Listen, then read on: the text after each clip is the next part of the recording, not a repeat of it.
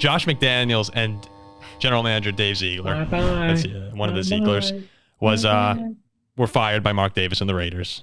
At like 10 p.m. on a Tuesday. Yeah, late on a Tuesday night. It had been a disaster with Josh McDaniels. The O coordinator too. The offensive coordinator too. Yep, Lombardi's gone. The clean house amongst the coaching staff in Vegas. They went 9-16 under McDaniels. He was 11-17 with the Broncos in 2009, 2010. Also didn't finish that second season. Some of the losses that Vegas had during this tenure here, the largest collapse in franchise history when they blew a 20-0 lead against the Cardinals. Remember the fumble recovery, I believe it was, returned in overtime last season. Horrible. Was it the Patriots? No. That was when Mac Jones. You're thinking when Mac Jones. I can't remember. Heaved that terrible. Someone threw the lateral. Someone threw the lateral, and Chandler Jones ran it. Right. Yeah, it was Jacoby Myers. Yeah, it's Jacoby Myers.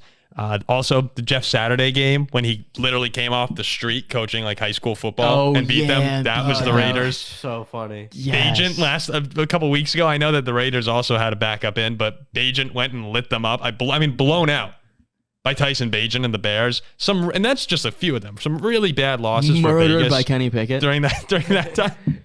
They should have beat you. That tells you something about the Steelers. But when you look overall at the stats for Vegas, with their offense under McDaniels this year, 31st in yards per game, 30th in points per game, 32nd rushing yards per game. And then they were on fire as the 22nd ranked passing should have offense. beat us is an insane thing to say. Maybe not should have, but that was a good game. But that's a nuts It was a really good game. It was a good game. Like, should have just a stupid word in that situation. Here's what I wanted to say about Josh McDaniels' time in Vegas is that we all knew it wasn't going to work. As soon as he was hired, I believe all of us were on the phone at one point saying, what the hell are they doing? You saw what happened in Denver. We knew that. We've talked with people who were close to the situation in Denver who said no one was happy in that situation. It was a complete disaster. And what does Josh McDaniels have that no one else had? He could go back to the sanctuary in New England where he was sitting behind the greatest player in the history of the sport to bail him out over and over and over again. It's like there are some players who make everyone look good. Tom Brady is one of those guys. I'm a producer. There are hosts who make anyone look good. Okay? It's like that. The crazy thing is there are people who are actually doing the work who make everyone else look a lot better than they actually are. And that was the case with Josh McDaniels, not a head coach. It made no sense at the time, so this is not shocking at all to me. This is your argument. I mean, you look at a couple occasions this year, and the Steelers sticks out at me when he decides to kick a field goal. It's just some decisions, it's like brain dead. And then against Green Bay, it was 4th and inches. You're up by, I believe, a touchdown or 4 points, something like that, a possession. 4th and inches on Green Bay's like 40. And instead of trying to just go for it to ice the game away, I believe you attempt like a 57-yarder and you miss. And then I want to shout out one of our listeners, Raiders fan. His name's Jake. I was texting during that game. I remember. I'm like, Jake, Josh McDaniels might just be as dumb as they get. And he goes, dude, he needs to be fired like ASAP. I feel bad because I don't want to kick a guy when he's down, and that's exactly what he's made his money. And we just ripped into him right there. So I feel bad for beating up on him after he just gets fired.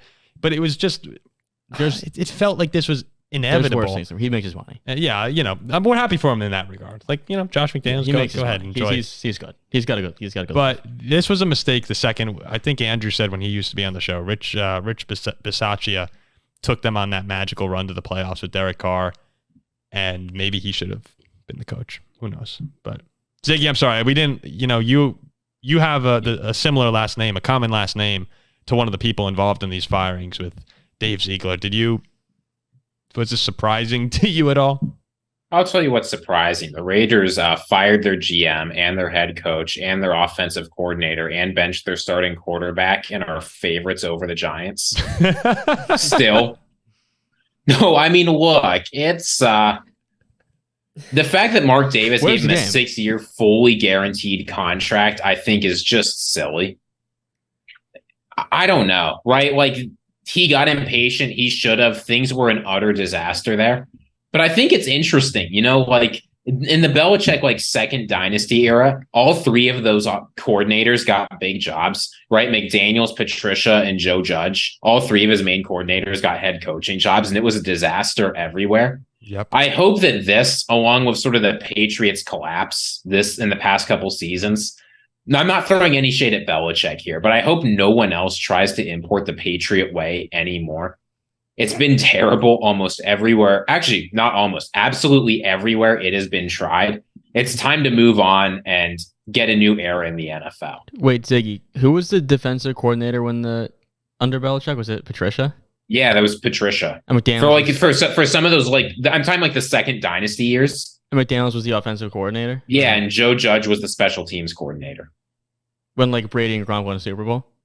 And then yeah, like the 2010s. And then when Brady and Gronk leave, they all stink. Yeah, this is a huge positive for your argument of it's all the players. All the players.